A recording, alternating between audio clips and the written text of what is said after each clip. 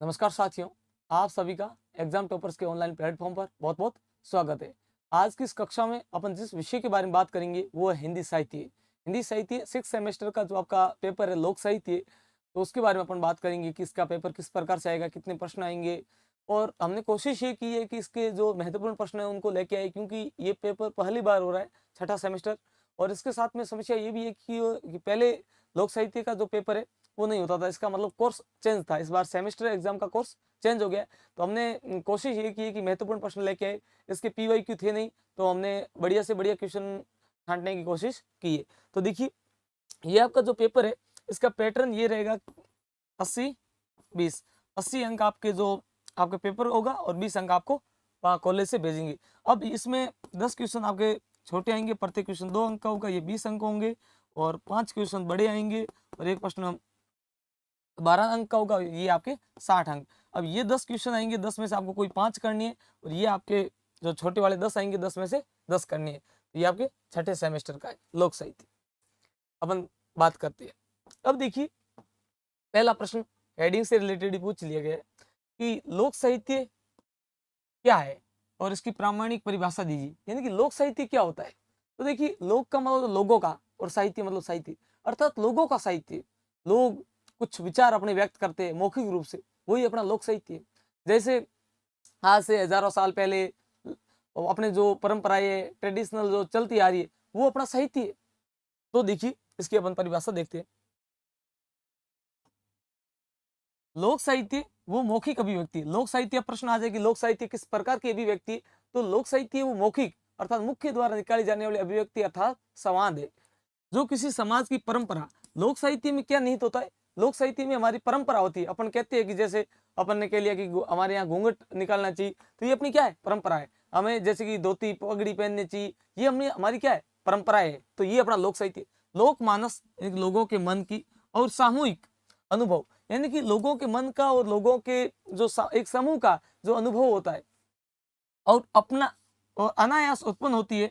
इसके मुख्य स्वरूप को लोकगीत, लोक कथा, लोक नाट्य और लोक कलाओं के माध्यम से समझा जा सकता है। अब देखिए, लोक साहित्य क्या है। लोक साहित्य वो परंपरा है जिसके अंदर हमारे समाज की परंपरा है, क्या किसी व्यक्ति के मन के विचार या एक समूह के मन के विचार, या उन एक समूह है वो एक साथ में क्या क्या विचार व्यक्त कर रहा है वो, या फिर उस समय उन लोगों के लोकगीत, लोक कथा, लोक नाट्य और उन लोगों की लोक कला है, वही क्या है, लोक साहित्य। अब देखिए, हम यहाँ अपने गीत गा रहे हैं, जैसे हमारे यहाँ पर जैसे अरनी है, जेडर है, डोरम, इस प्रकार के पुराने गीत चलते, तो ये हमारे क्या है, लोक गीत है, और यही हमारी क्या है, लोक साहित्य। और लोक साहित्य 4 चीजों से बनता है, एक लोक गीत से, एक लोक कथा से, एक लोक नाट्य से और एक लोक कला से। दूसरा लोक कथा, जैसे हम समझते हैं पाबू जी, तेजा जी, अड़बू जी, देवनारायण जी, इनकी जो कथा है यही। अगला है लोक नाट्य, यहाँ जैसे अपना घूमर है, रम्मत है, इस प्रकार से अलग अलग जो लोग नाट्य कर रहे, वही अपनी क्या है, लोक साहित्य। और लोक कलाएं और विभिन्न प्रकार की जो लोग कलाएं करते हैं, जैसे कि टेराकोटा है या फिर अलग अलग जो कलाएं लोग करते हैं, वही अपनी क्या है, लोक साहित्य। तो लोक साहित्य एक जन समूह होता है, उसके जो विचार व्यक्त होते हैं, जो उसके मन की जो भावनाएं होती है, वही उसका क्या कहलाता है, लोक साहित्य कहलाता है। Next question. अब देखिए, लोक साहित्य से संबंधित कोई भी प्रश्न है, आप कोशिश ये कीजिएगा कि उसको बढ़िया तरीके से करें, क्योंकि जरूरी नहीं है कि ये हूबहू लिखे, बस ये समझना है और आपको खुद के आंसर लिखने। कोशिश ये कीजिए कि ज्यादा से ज्यादा आप अपने खुद के मन से विचार व्यक्त करके लिखे, बस समझ लेना। नेक्स्ट क्वेश्चन अगला है, लोक संस्कृति का वास्तविक अर्थ क्या है। अब देखो, लोगों की संस्कृति का अस्तित्व, यानी कि लोगों की संस्कृति क्या है, एक समय में एक समाज में रहने वाले लोग किस प्रकार से उनका रहन सहन है। अब देखिए, लोक संस्कृति का वास्तविक अर्थ किसी विशेष क्षेत्र की आम जनता की रहन सहन। अब देखिए, एक क्षेत्र की, ऐसा नहीं है कि पूरे भारत की जो लोक संस्कृति वो एक जैसी होगी, नहीं। बाड़मेर के लोग अलग तरीके से रहेंगे, जैसलमेर के अलग तरीके से, जोधपुर के अलग। तो इस प्रकार से हर एक इलाके का, हर एक क्षेत्र के लोग किस प्रकार से रहते हैं, और एक इलाके के लोगों का रहन सहन, आचार विचार, उन लोगों के मन में किस प्रकार से विचार है, वो लोक विश्वास। और देखिए, वहां के लोग कौन से भगवान में या कौन सी जो चीजें उनमें विश्वास करते, और रीति रिवाज, और उनके कौन कौन से रीति रिवाज है। जैसे कि अपन मान सकते हैं, जैसे राजस्थान है, मध्य प्रदेश है, पंजाब है, सॉरी राजस्थान, मध्य प्रदेश और उत्तर प्रदेश, इनमें जैसे कि कोई व्यक्ति जब शादी होती है उसके बाद में जवाई को गालियां गाई जाती, पूरे भारत में नहीं गाई जाती, ठीक है, हमारे यहाँ पर जैसे कि बेटी की विदाई पर बेटी रोती है, कुछ 4-5 स्टेट है, सारी जगह नहीं होता है। तो देखिए हर एक जगह की अलग अलग परंपराएं होती है, तो वो परंपरा और स्वाभाविक ताने बाने और लोग किस प्रकार से जो गालियां वगैरह किस प्रकार जो चीजें बोलते वो, तो अपन ने कहा कि लोक संस्कृति किसे कहते, तो वहाँ कोई एक इलाके की रहने वाली जनता वो किस प्रकार से रहती है, किस प्रकार से उसका पहनावा है, किस प्रकार से रहन सहन है, उस वहाँ के लोगों के क्या विचार है और वहाँ के लोगों का क्या विश्वास है, कौन सी चीजों में विश्वास करते हैं और वहाँ के लोगों की कौन कौन से रीति रिवाज है और वहाँ के लोगों के कौन से ताने बाने हैं, अर्थात कौन कौन से विचार है, वही क्या कहलाते लोक संस्कृति।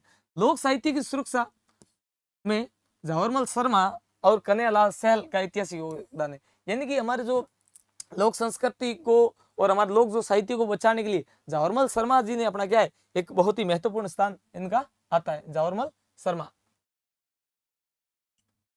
ये जवाहरलाल शर्मा जी है, आप देख सकते हो, ये जवाहरलाल शर्मा है। इनका जो हमारी संस्कृति को बचाने के लिए बहुत ज्यादा अच्छा, इन्होंने खेतरी के नरेश विवेकानंद और इस पर भी बहुत सारी किताबें वगैरह लिखी है। तो यानी कि हमारे जो संस्कृति से रिलेटेड जवाहरलाल शर्मा जी का एक विशेष योगदान है। नेक्स्ट, अगला प्रश्न है,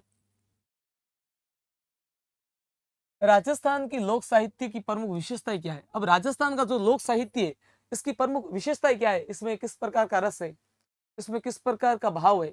जैसे कि हमारा राजस्थान का जो साहित्य है इसमें वीर रस है, वीरों की भावनाएं भरी हुई, जैसे कि अपन कह सकते हैं रचना की गई है कि इला न देनी आपनी माँ हालरी हुल राय पुत सिखावे पालने मरण बढ़ई माँ। एक माँ अपने बच्चे को जब झूला झूला रही है, छोटा बच्चा है, उसको कह रही इला न देनी आपनी, यानी कि अपनी धरती नहीं देनी है, इला न देनी आपनी माँ हालरी हुल राय, और माँ उस बच्चे को क्या कर रही है, हालरिया हुल रही है। इला न देनी आपनी माँ हालरी हुल राय पूत सिखावे पालने, इनकी जो बच्चा है उस पूत को, अपने बच्चे को, उस जो छोटा बच्चा है उसको उस झूले में वो सिखा रही है कि अपनी जो संस्कृति है उसको जिंदा रखना और अपनी जो इला है 1 इंच भी नहीं देना है। इला न देनी आपनी माँ हालरी हुई रहा है पूत सिखावे पालना मरण बढ़ई माए, और माँ ने कही दी तू मर भी जाना पर अपनी धरती किसी को नहीं देना। तो देखिए उसमें वो क्या संवाद है, वीर रस है, अर्थात वहां के हमारे जो बच्चे है उनके अंदर एक वीर रस भरा जाता है, अर्थात उनको किसी भी प्रकार से अपने दुश्मन से डरना नहीं चाहिए। तो देखिए राजस्थानी लोक साहित्य की प्रमुख विशेषता उसकी जीवंतता, वीर रस और श्रृंगार रस का सुंदर। अब देखो वीर रस का मतलब एक उत्तेजना, दूसरा श्रृंगार रस, श्रृंगार का मतलब क्या होता है, श्रृंगार रस, श्रृंगार रस का मतलब कि उसके अंदर किस प्रकार से प्रेम के बारे में बताया गया है। जैसे अपन कह सकते हैं ढोला मारू, ढोला मारू में किस प्रकार से जो ढोला होता है वो मारू से मिलने के लिए किस प्रकार से उनका प्रेम होता है, फिर एक अविश्वास फैल जाता है, उसके बाद मरते। तो एक प्रेम के बारे में बताया गया। हमारा जो साहित्य है इसमें प्रेम भी है, सुंदर समन्वय तथा प्रकृति प्रेम है, और हमारा जो संस्कृति है राजस्थानी लोक साहित्य इसके अंदर प्रकृति का बहुत ज्यादा क्या है, प्रेम है। यहाँ के लोक गीतों में तीज त्योहार, हमारे जो लोकगीत होते इसके अंदर जो तीज त्योहार, वो कहते हैं तीज त्योहार बावड़ी ले डूबी गणगौर, तीज से सारे प्रोग्राम होते वो त्योहार शुरू होते और गणगौर को सारे समाप्त होते। शौर्य हमारे यहाँ जैसे कि एक अपन कह सकते हैं महाराणा प्रताप जैसे वीर योद्धा हुए तो उनके सम्मान में शौर्य जैसे मांड गायकी और मरुस्थल के कठिन जनजीवन की विविध रंग साफ तौर दिखाई देता है। अर्थात हमारी इस प्रकार की रचना है जिससे लोगों को यहाँ की संस्कृति समझने में अच्छा लगे, और वहाँ की जो हमारे विविध रंग, इनके हमारा जो जीवन है ये कैसा है, मरुस्थलीय जीवन है, और मरुस्थलीय जीवन में भी लोगों के अंदर एक उत्साह फैली रही, इस प्रकार के गीत गाए गए। जैसे कि अपन कह सकते जो भी गीत होते वो एक संस्कृति को रिलेट करते हैं। जैसे अपन देख सकते हैं यहाँ हमारे राजस्थान में बहुत ज्यादा क्या बजती है, आंधिया। हम राजस्थान में बहुत ज्यादा आंधिया है तो यहाँ गाने कैसे होंगे, सर उड़े रे उड़े थारो लहरियो। तो अब देखिए ये संस्कृति है हमारे, क्यों ये आंधिया ज्यादा चलती है, धूल ज्यादा है, इसलिए गाना उस प्रकार से। अब जब आप नदियों वाले शहरों में वहाँ आप यदि राजस्थान से बाहर कोई इलाकों में जाओगे जहाँ बारिश बहुत ज्यादा होती है, नदियाँ ज्यादा चलती, वहाँ कैसे गाने चलते, मैं नदियाँ किनारे चली मेरे सजना। तो वहां नदियों का गाना क्यों, क्योंकि वहां पर नदियां ज्यादा है, तो जो जिस प्रकार का माहौल होगा उसके अकॉर्डिंग वहां के गाने बनेंगे। अगला अगला है पिंगल और डिंगल शैली का क्या अंतर है। इन पिंगल और डिंगल में अपन को अंतर बताना। तो देखिए मुख्य बात करते हैं डिंगल की। डिंगल है वो मारवाड़ी की मिश्रित वीर रस की साहित्यिक भाषा है। अब देखिए डिंगल जो है ये कहाँ की है, मारवाड़ी, जैसे कि मारवाड़ी मतलब बाड़मेर जैसलमेर जोधपुर इस प्रकार के एरिया में अपनी जो कौन सी डिंगल बोली जाती है, और इसके अंदर वीर रस की साहित्यिक भाषा यानी कि जो ये रचनाएं की गई है डिंगल में जितनी भी, इसमें वीर रस है, लोगों के अंदर एक उत्तेजना पैदा होती है, कोई कार्य करने की साहस हिम्मत बन जाती है, जिसका प्रयोग चारण कवियों ने किया। अब देखिए डिंगल का प्रयोग ज्यादातर किसने किया? चारण कवियों ने। चारण कवि हमारे कहाँ के? जैसे जैसलमेर के, भादरेस के, यहाँ के जो थुमली वगैरह इन एरिया के चारण कवि थे बहुत ज्यादा। उन्होंने क्या किया कि जो हमारी डिंगल है इसकी रचना डिंगल का प्रयोग किया और इसके अंदर मारवाड़ी का मिश्रित रूप है और ये वीर रस की क्या है? साहित्यिक भाषा है। अगला पिंगल है। पिंगल में कौन सी भाषा का प्रभाव है? ब्रज भाषा का और मिश्रित पूर्वी राजस्थानी का रूप है। अब देखिए धौलपुर है, जयपुर है, इस साइड के एरिया में कौन सी? पिंगल।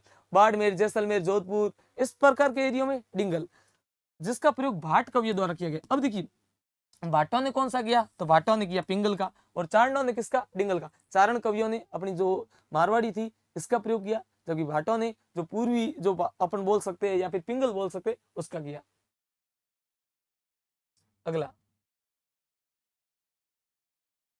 राजस्थान की प्रमुख लोक कलाओं का वर्गीकरण कीजिए। अब देखिए जैसे कि आप ऐसे भी याद कर सकते हो, जैसे कि दो भाषाएं, डिंगल दक्षिण ऐसे मान सकते हो, पिंगल पूर्व में मान सकते हो सामान्यतः।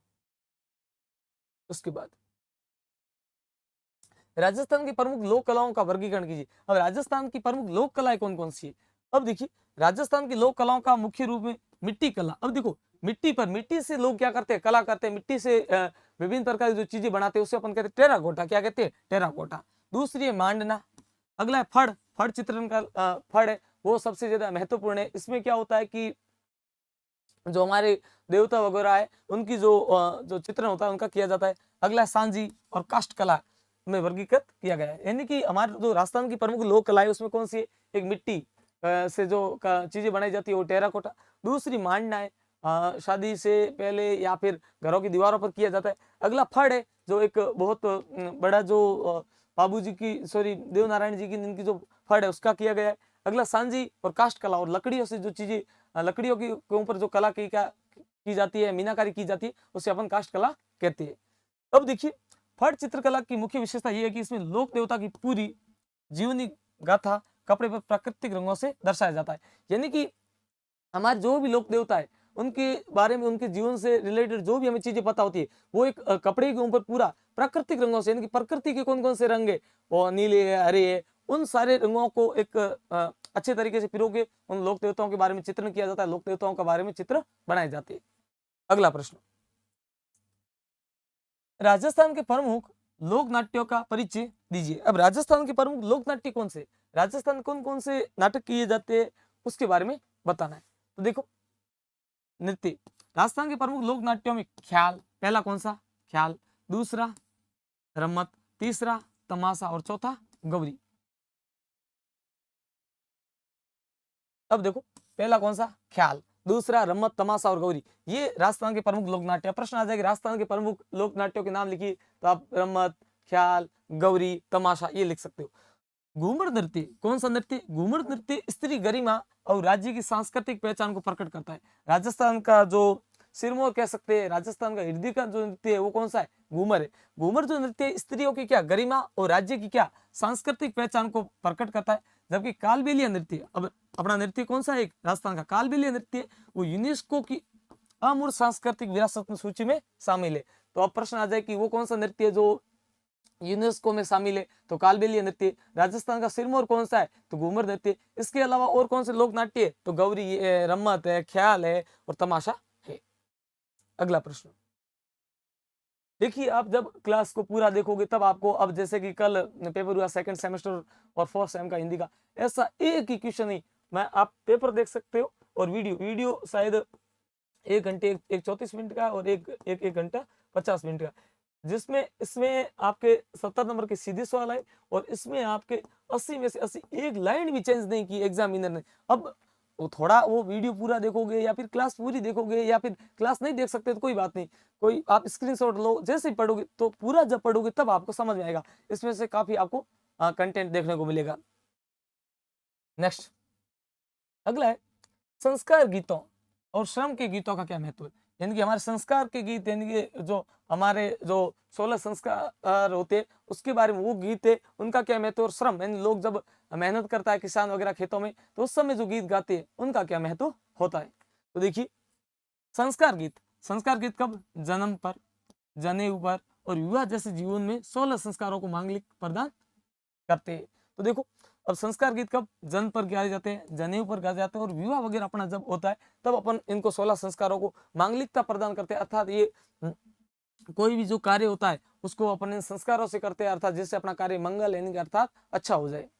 अगला श्रम गीत होते, ये कुआं खोदते समय गाए जाते। कब? कुआं खोदते, जब कोई व्यक्ति कुआं खोदता है किसान, तो उस समय अपन श्रम के गीत गाते, अर्थात मेहनत के गीत गाते। दूसरा, इसके साथ में यदि कोई किसान खेती वगैरह कर रहा है, फसल काटते समय या कठिन समय श्रम के दौरान थकान कम करने के लिए गीत गाए जाते। लोग जब क्या करते हैं कि परेशान हो जाते हैं, तो उस समय एक साथ में वो गीत गाते हैं, जिससे उनको आसानी से कोई भी कार्य करना है। जैसे अपने बाड़मेर जैसलमेर लाहा में समझते हो, लाहा करते, तो उस समय बहुत सारे गीत गाते, तो जिससे क्या है कि कोई भी काम है वो आसानी से हो जाए। अगला प्रश्न, राजस्थान के प्रमुख, उसके बाद में जैसे कि आपने देखा था एक टेराकोटा, तो ये अपनी टेराकोटा, ये लकड़ी से जो डिजाइन की जाती है, लकड़ी से जो चीजें बनाई जाती है, वो टेराकोटा।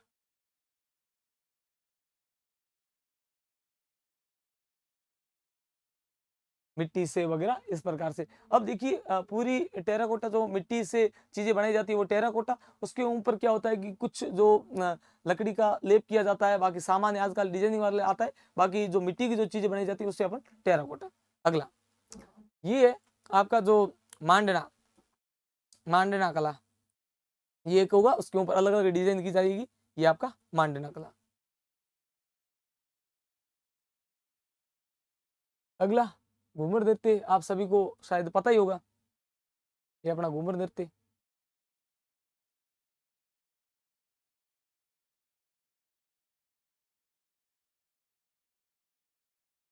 इस प्रकार से जो ये हमारे यहाँ के जो लोकल लोग है वो गा रहे, और ये घूमर हो रहा है।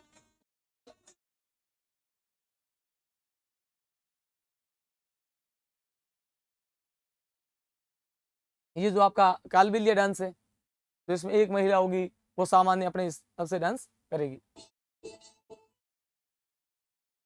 और इसको यूनेस्को सूची में शामिल किया गया है।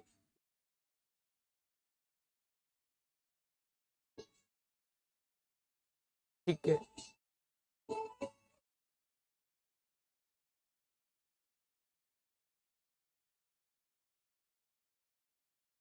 वो अपनी फाइल आती है, तो अपन ने यही बात की, जो टेराकोटा वगैरह जो चीजें थी उन पर बात की थी। टेराकोटा जो मिट्टी कला, सॉरी मैंने लकड़ी के बोल दिया होगा। अगला, उसके बाद में अपना नेक्स्ट क्वेश्चन है, राजस्थान के प्रमुख लोक वाद्यों के नाम लिखिए। अब राजस्थान में लोक वाद्य यंत्र कौन कौन से है? ठीक है, देखिए राजस्थान के प्रमुख पारंपरिक लोक वाद्य यंत्र, अलगोजा, कौन सा? अलगोजा, रावण हथा, कमायचा, खड़ताल और चंग प्रमुख है। अब देखो राजस्थान के पारंपरिक लोक वाद्य यंत्र, अब जैसे अपन कुछ न कुछ सुनते हैं, जैसे आप जैसलमेर फोर्ट वगैरह है, यहाँ जाओगे तो वहाँ मांगने आ जाती है, वो वहाँ बैठी रहेगी, उनके हाथ में क्या होगा? किसी के हाथ में अलगोजा, रावण हत्था, कमायचा, खड़ताल या चंग, इस चंग है या डफ है, इस प्रकार से बहुत सारे वाद्य यंत्र है वो उनके हाथ में होते हैं। अगला, हिंदी सिनेमा में राजस्थानी लोक संगीत की मांड गाई क्या?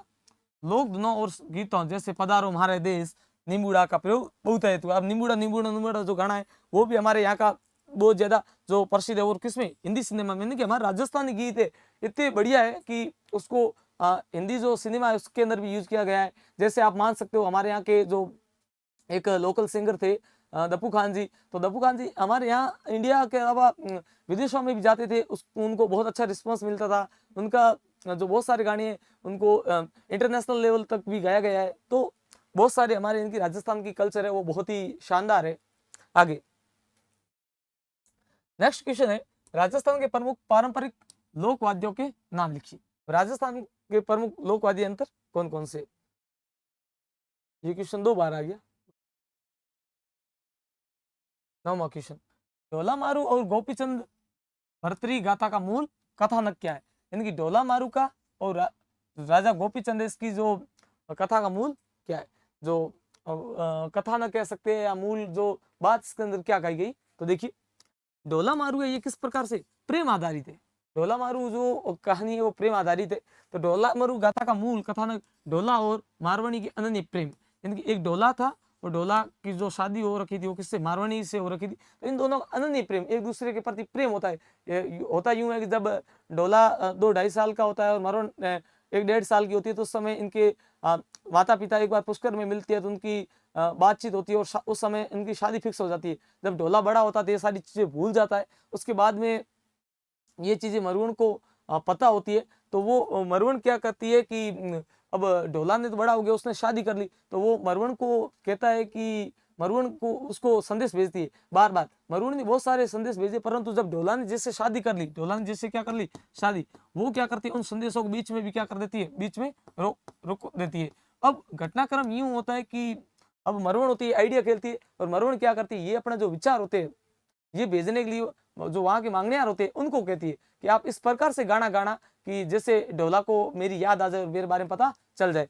तो वो वहां जाते और वो कहते हम गाना गाना चाहते हैं, आपको प्रस्तुत करना चाहते। तो ढोला ने कहा बिल्कुल सुनाइए। और ढोला को जिस प्रकार से वो गाना सुनाया, तो उसके अंदर ढोला के बारे में जो गाने में जो ढोला थारे देश में उपजे 3 रतन, एक ढोलो दूजी मारू तीजो कसुम बदरंग, इस प्रकार से उन्होंने मतलब जो चीजें सुनाई, तो ढोला को लगा कि अच्छा मेरी एक समय पहले शादी हो रखी थी, उसने पता लगाया। उसके बाद में वो रात में मरवण से मिलने जाता था, मरवण से मिलने जाता था, मरवण और मरवण की बहन दोनों एक जैसी होती है। तो ये एक समय क्या होता है कि ढोला मरवण से हमेशा मिलने जाता था, उसको बहुत ज्यादा प्रेम था, वो घोड़े से जाता था। अब बहुत सारे लोगों ने उसको फंसाने का काम किया। एक समय यूं हुआ कि ये जो मरवण और उसकी बहन थी, वो दोनों क्या कर रही थी, एक छुपम छुपाई खेल खेल रहे थे।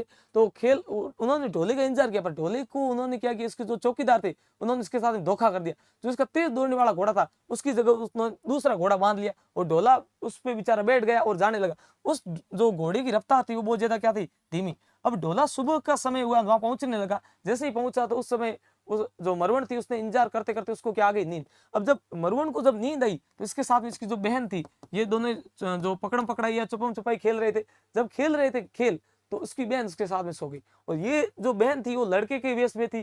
तो उस ढोले को लगा कि मेरी जो मरवण है, इसके साथ में मरवण मेरे साथ धोखा कर रही है, और इसके साथ में एक दूसरा व्यक्ति सो रहा है, और इनके दोनों के बीच में जो एक गलतफहमी पैदा हो गई, और जिसके कारण अपना जो इनका प्रेम है वो टूट जाता है। तो इससे हमें ये शिक्षा मिलती है कि इस प्रकार से हमें नहीं करना चाहिए, अर्थात कोई भी चीज उस पर पूर्णतः क्या करना चाहिए, विश्वास करना चाहिए। उसके बाद में या फिर पहले पूरा पता लगाना चाहिए, उसके बाद में कोई ना कोई कार्य करना चाहिए।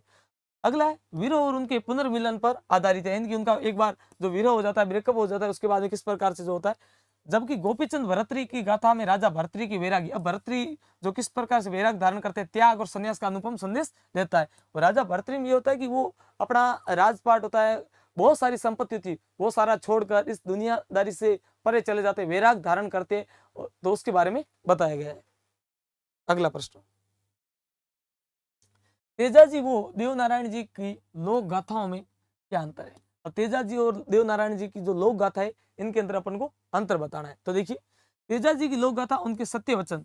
तेजाजी की गाथा यूं होती है कि तेजाजी जब खेत में काम कर रहे होते तो उनकी जो भाभिसा होती है वो उनको मैना बोल देती है कि तेजाजी इनका भाई आज खाना लेट कैसे आया। तो उनकी भाभिसा कहती है कि खाना तो भाई आपको इतना ही देवर जी लगता है, तो आपकी जो शादी कर रखी है आप उनको लेने के लिए आओ। तेजाजी वहां से आते हैं, फिर उनको वो जाते हैं महाराज के पास, उसको वचन पूछते हैं कि भाई समय कैसा है, अच्छा है। तो भी समय अच्छा नहीं होता, अनुकूल नहीं होता, तो भी वो वहां से चले जाते हैं लेने के लिए। जब वो वहां लेने के लिए जाते हैं तो बीच में एक सांप जो बेचारा जल रहा होता है, तो उसको तेजाजी क्या करते हैं, उसको एक जगह से दूसरी जगह करते हैं। तो सांप कहता है कि भाई आपने, मैं तो मेरी इस दुनिया से मोक्ष पा रहा था, मैं मर रहा था, आपने मुझे रोका क्यों।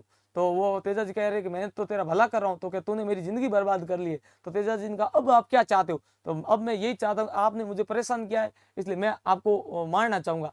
तो घटनाक्रम यूं होता है कि तेजाजी जब वहां जाते तो उसके बाद में तेजाजी उसको वचन देते, तो युद्ध वगैरह करके आते हैं एक समय। बहुत लंबी कहानी है। युद्ध करने के बाद जब वापस आते तो उनका जो शरीर होता है पूरा रक्त रंजित हो जाता है, खून से भरा होता है। तो कहे कि अब तेरे को भाई काटू तो कहाँ से डसूं जिससे तू मरे, और तेरा खून तो पूरा रक्त से भरा हुआ है। तो तेजाजी इनका मेरे और तो कुछ नहीं है, एक जीभ है, जीभ के ऊपर तू डंक दे दे। और जीभ पर वो डंक देता है, और तेजाजी वहां जो निधन हो जाता है। इस प्रकार से यानी कि प्राचीन समय के लोग कितने सत्य वचन आधारित थे, और आज के लोग आप समझ ही सकते हो। तो वो अगला, गो रक्षा और सांपों के देवता के रूप में बलिदान पर आधारित है, यानी कि इन्होंने गायों की रक्षा के लिए अपने इन्होंने किस प्रकार से जो वचन दिया था उसके बारे में बताया गया है। और तेजा जी को सांपों के देवता के रूप में माना जाता है। अगला, देवनारायण जी की गाथा विष्णु के अवतार के रूप में। अब देवनारायण जी है, इनको विष्णु के अवतार के रूप में माना जाता है और इनके चमत्कारों और बगड़ावत वंश के संघर्ष पर केंद्रित है। तो देवनारायण जी क्या थे, बगड़ावत थे, तो इनकी जो संघर्ष की कहानी है बगड़ावत वंश पर आधारित है। अगला प्रश्न, अब ये 10 प्रश्न छोटे थे, आपके 10 प्रश्न 2 अंक के, ये आपके 20 अंक हो जाते हैं। अब अगला है आपके 10 प्रश्न आएंगे, 10 में से आपको कोई 5 करने, एक प्रश्न 12 अंक का है और इस प्रकार से ये आपके 60 अंक हो जाते हैं। तो देखिए नेक्स्ट क्वेश्चन,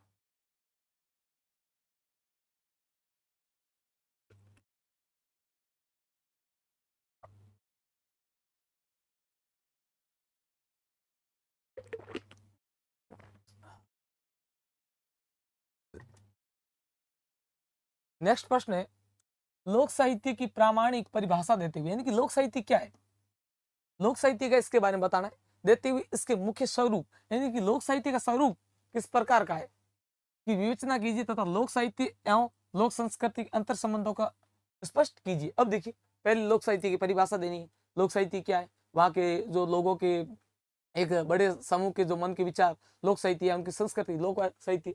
और लोक साहित्य का स्वरूप किस प्रकार का है और लोक साहित्य का लोक संस्कृति के साथ में क्या संबंध है, उसके बारे में बताना है।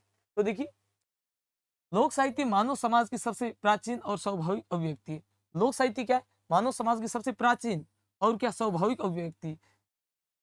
सरल शब्दों में माने तो लोक साहित्य वो वाड्मय रचना है जो किसी लोक मानस द्वारा सामूहिक रूप से रची जाती है। अब देखो, लोक साहित्य एक रचना है, ऐसी रचना है जिसमें लोक मानस द्वारा, यानी कि लोगों के द्वारा सामूहिक रूप से रची जाती है। अर्थात देखो, मैं जैसे कि मैं मेरी भाषा बोलता हूँ, मैं अकेला नहीं बोलता, मेरा पूरा एक समूह बोलता है। तो ये जो हमने जो भाषा रची है, हमने भाषा की रचना की है, एक समूह के रूप में की है। अगला, जो लिखित न होकर मौखिक परंपराओं के माध्यम से एक पीढ़ी से दूसरी पीढ़ी तक यात्रा करती है। और जो लोक साहित्य होता है, तो हमारे जो मन के विचार होते हैं, एक पीढ़ी से लगाकर दूसरी पीढ़ी तक उन अपने आप क्या हो जाते हैं, स्थानांतरित हो सकते हैं। जैसे कि अपन कहते हैं मातृभाषा, मातृभाषा होती है अपन माँ से सीखी, तो माँ ने माँ ने कैसे सीखी, क्योंकि हमारे पूरा समाज बोलता है, तो समाज एक क्या हो गया, समूह, समूह से अपन ने क्या की, वो भाषा सीखी। अब इस समूह से अपन ने भाषा सीखी, अपन आने वाली पीढ़ी को सिखाएंगे, तो यही क्या है, यही अपना लोक साहित्य है। अगला, अब लोक साहित्य के 4 प्रमुख स्वरूप कौन कौन से, तो देखो, पहला स्वरूप है लोकगीत। लोक साहित्य में सबसे जो महत्वपूर्ण जो भूमिका है वो लोकगीतों की है। वहां के जो जनमानस किस प्रकार के गीत गाते हैं, वो अपना जो लोक साहित्य में का जो पहला स्तंभ है। तो देखो, लोक हृदय की सबसे सुंदर अभिव्यक्ति है।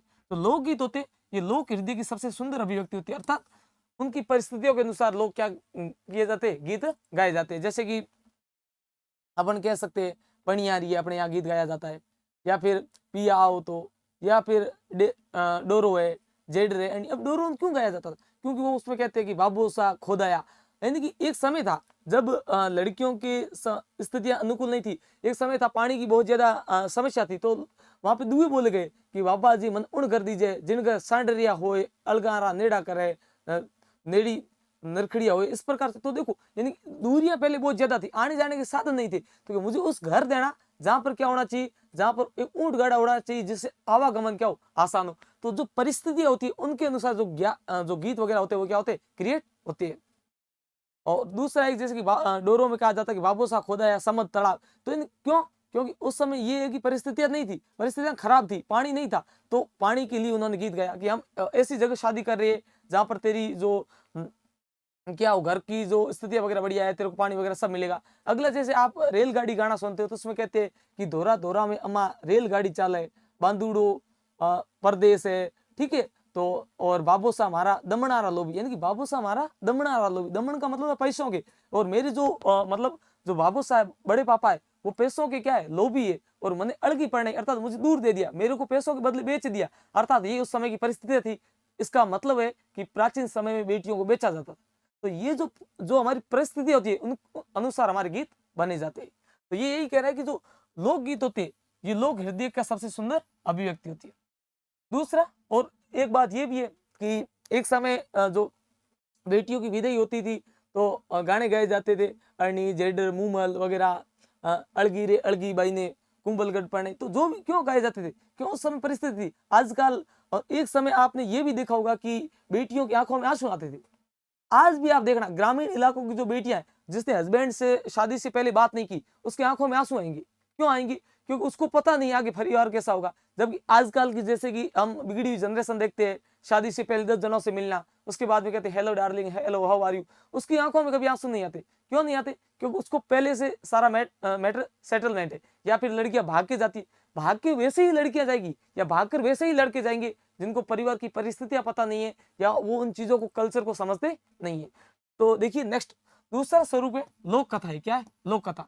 लोक कथा जिसमें नैतिक शिक्षा की प्रधानता होती है, यानी कि लोगों के द्वारा कथाएं रची जाती है।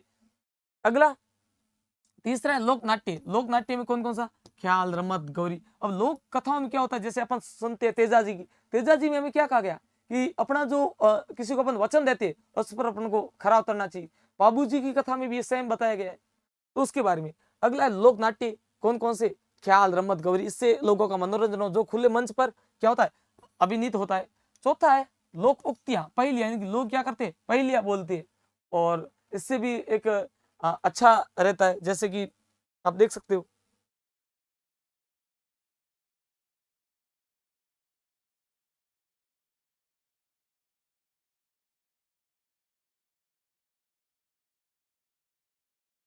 राजस्थानी पहेलियां जैसे कि इस प्रकार की।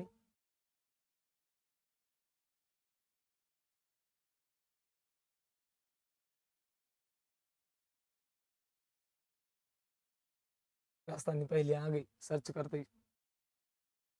पहेलियां मतलब आप समझ सकते हो, आईडी, जिसमें लोग अलग प्रकार के शब्द बोलेंगे। राम राम सा, एक बात बताओ, एक पेटी सुनो। कुर्ती भैंस टिब्बे पर ब्याई सो सिंगाली पाड़ी ले जामता ही मारण नहीं आई। सोचो सोचो, आप दो। राम राम ये सा, अपने आईडी। एक दूसरी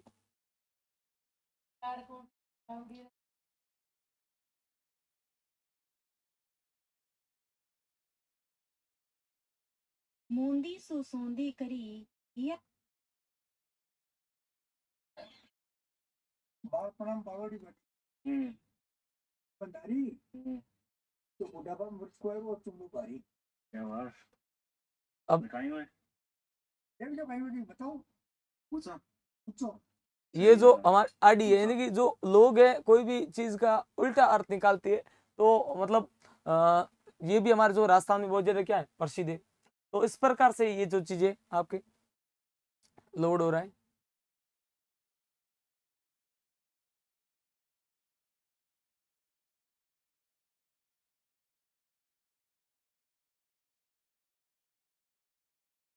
ठीक है, तो चौथा है आईडी अर्थात पहेलिया, जिसमें गागर में सागर की तरह लोक जीवन का सदियों का अनुभव छुपा होता है। यानी कि गागर में सागर, यानी कि बहुत कम में बहुत कुछ कह देना, बहुत कुछ कम में बहुत कुछ कह देना। तो इस प्रकार से तो हमारे जो लोक साहित्य के सार जो चार स्तंभ है, जिसमें लोकगीत है जो लोगों के हृदय का सुंदर अभिव्यक्ति होता है। दूसरी लोक कथा है जिससे हमें अच्छी चीजें करने का बारे में ज्ञान मिलता है, नैतिक शिक्षा मिलती है। अगला तीसरा है लोक नाट्य, जिससे व्यक्ति का मनोरंजन होता है, जो खुले मंच पर किया जाता है। और चौथी है पहेलियां, जिससे गागर में सागर अर्थात बहुत कुछ कम में बहुत कुछ ज्यादा कहा जा सकता है। अगला अगला है अंतर संबंध तथा निष्कर्ष, यानी कि साहित्य और संस्कृति का अंतर संबंध। तो देखिए, लोक संस्कृति यदि प्राण है, लोक संस्कृति अपनी क्या है, प्राण है, तो लोक साहित्य उसका शरीर है। लोक साहित्य होगा तो अपनी लोक संस्कृति बनेगी। तो लोक साहित्य के बिना लोक संस्कृति, और लोक संस्कृति के बिना लोक साहित्य अधूरा है। तो देखिए, लोक संस्कृति यदि प्राण है तो लोक साहित्य उसका क्या है, शरीर है। लोक संस्कृति के अंतर्गत समाज का खान पान। अब लोक संस्कृति, अब संस्कृति का मतलब रहन सहन, खान पान, पहनावा, किस प्रकार के आप कपड़े पहनते हो, कौन कौन से आपके रीति रिवाज है, कौन कौन से आपके मेले लगते हैं, कौन कौन से त्योहार है, और कौन कौन से आपका जीने के तरीके। तो लोक संस्कृति में क्या होता है कि हमारा रहन सहन है, खान पान है, कौन से हम मेले देखते हैं, कौन से हम त्योहार मनाते हैं, किस प्रकार का जीवन यापन करते हैं, ये सारा का सारा लोक संस्कृति के अंतर्गत आता है। लोक संस्कृति यदि हमारा हृदय है, यानी कि प्राण है, तो लोक साहित्य वो हमारा क्या है, शरीर है। लोक साहित्य इसी संस्कृति को अपनी भाषा और सुरों में सुरक्षित रखने का माध्यम है। जब हमारे राजस्थान के लोकगीत सुनते हैं तो वहां की संस्कृति जीवंत हो उठती है। अर्थात हम जब यहाँ के गीत सुनते हैं तो हमारी जो एक मन में अच्छा करने का, हमारे खुद का अभिनय करने का मन करता है। अगला, अब इसका अथवा प्रश्न है, तो देखिए उत्तर इसमें थोड़े शॉर्ट हो सकते हैं, आप कोशिश ये कीजिएगा थोड़े लॉन्ग लिखे, क्योंकि ज्यादा फिर समय हो जाता है। लोक संस्कृति से क्या तात्पर्य, अर्थात लोक संस्कृति से आप क्या समझते हैं? इसके विविध आयामों पर प्रकाश डाली, यानी लोक संस्कृति के विविध आयाम है उनको प्रकाश डालते हुए लोक साहित्य के संरक्षण और संकलन में विशिष्ट अयोध्याओं का योगदान समीक्षा कीजिए। यानी कि हमारी लोक संस्कृति को और लोक साहित्य को किस प्रकार से बचाया गया है और कौन कौन से लोगों ने बचाया है उसके बारे में बताना, जैसे कोमल कोठारी वगैरह रूपायन संस्थान के माध्यम से किस प्रकार से हमारी संस्कृति को बचाया है उसके बारे में बताना है। तो देखिए, लोक संस्कृति से तात्पर्य किसी भौगोलिक क्षेत्र में रहने वाले आम जन समुदाय की स्वाभाविक और पारंपरिक जीवन जीने के ढंग है। अब देखो, कोई भी एक इलाका पर्टिकुलर, यानी अलग अलग इलाकों में अलग अलग संस्कृति होती है। एक इलाके में रहने वाले लोगों के किस प्रकार की उनकी जीवन शैली है और वो किस प्रकार से जीवन जी रहे, उसे अपन लोक संस्कृति कहते हैं। कोई एक पर्टिकुलर एरिया में रहने वाले लोगों का किस प्रकार से उनका जो जीवन जीने का ढंग या तरीका है उसको अपन लोक संस्कृति कहते हैं। इसके विविध आयामों को सामाजिक रीति रिवाज, इससे अपन को क्या पता चलेगा लोक संस्कृति से? रीति रिवाज, धार्मिक विश्वास, धर्म, लोक कला। अब लोक कला कौन से? जैसे टेराकोटा, मांडना, फड़, काष्ठकला। अब देखो, आप में से आधों को ये पता ही नहीं होगा, बाड़मेर जैसलमेर वालों को, जोधपुर संभाग वालों को, क्यों? अपने ये होता ही नहीं। जब जिनके होता है उनको ये पता होता है। तो ये कहते हैं कि लोक संस्कृति का मतलब एक भौगोलिक एरिया में अलग अलग क्षेत्र में रहने वाले लोगों के अलग अलग चीजें होती है।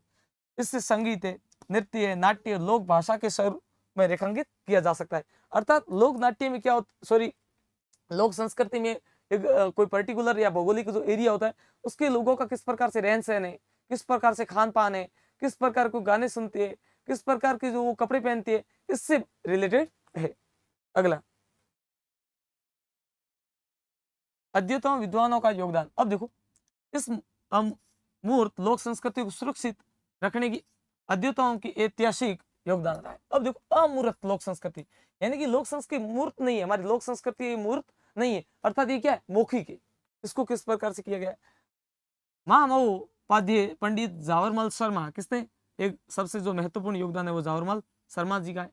दूसरा कन्यालाल सहन का, तीसरा रानी लक्ष्मी कुमारी का चुंडावत का, और चौथा कोमल कोठारी का। यानी कि जावरमल शर्मा जी ने हमारी राजस्थान की संस्कृति से संबंधित बहुत सारी रचनाएं लिखी है। अगला कन्यालाल सहल जी ने, सेठिया जी ने, रानी लक्ष्मी कुमारी जी ने और कोमल कोठारी ने, इन्होंने जैसे अध्येताओं ने गांवों की यात्राएं कर लोक संस्कृति को लिपिबद्ध किया और पुस्तकों के रूप में प्रकाशित किया। ये क्या हुआ कि हमारी लोक संस्कृति क्या थी? मौखिक थी। गांव गांव गए, डानी डानी गए, लोगों से वहां की जो चीजें थी उसके बारे में जान पहचान की और उसके बाद में इन्होंने लिपिबद्ध किया अर्थात लिखा। अब देखिए, प्रमुख संस्थान बोरुंदा में स्थापित रूपायण संस्थान। कौन सा संस्थान? रूपायण संस्थान। जो रूपायण संस्थान है ये जो हमारे लिए बहुत ज्यादा क्या है? महत्वपूर्ण है, प्रश्न आ सकता है। रूपायण संस्थान कहाँ स्थापित है? तो ये अपने बोरुंदा में स्थापित रूपायण संस्थान के माध्यम से किसने? कोमल कोठारी जी ने। कोमल कोठारी ने लोक संगीत को रिकॉर्ड करने का संरक्षित किया। यानी कि अब प्रश्न आए कि हमारी जो राजस्थान की कल्चर है, हमारी संस्कृति है, रीति रिवाज है, इनको संरक्षित करने का सबसे अच्छा कार्य किसने किया? तो शायद 1885 के आसपास कोमल कोठारी जी ने जोधपुर के अंदर रूपायण संस्थान को स्थापित किया। कहाँ? बोरुंदा में। अगला, कन्यालाल सहल ने राजस्थानी कहावतों और मुहावरों का अनूठा संकलन किया। अब प्रश्न आ जाए कि राजस्थानी कहावतों और राजस्थानी मुहावरों का जो संकलन किसने किया? तो वो किया है कन्यालाल सहल ने। अगला है, यदि इन अध्येताओं ने लेखन न किया होता तो लोक संस्कृति का ये अमूल्य खजाना इतिहास के पन्नों में खो जाता। और ये लोग लक्ष्मी कुमारी चुंडावत है, कन्यालाल सेठिया है, कोमल कोठारी जी है, ये कन्यालाल सहल है, ये जो हमारी जो संस्कृति रचना है इनको यदि नहीं लिखते करते तो लिपिबद्ध नहीं करते तो आज हमें ये चीजें पढ़ने को नहीं मिलती। जैसे कि आप देख सकते हो लक्ष्मी कुमारी चुंडावत की मांझल रात, उसमें जब आप बाबू जी के बारे में पढ़ोगे आपकी आंखों में आंसू आ जाएगी रियली में, क्यों उन्होंने इस प्रकार से रचना की है। अगला,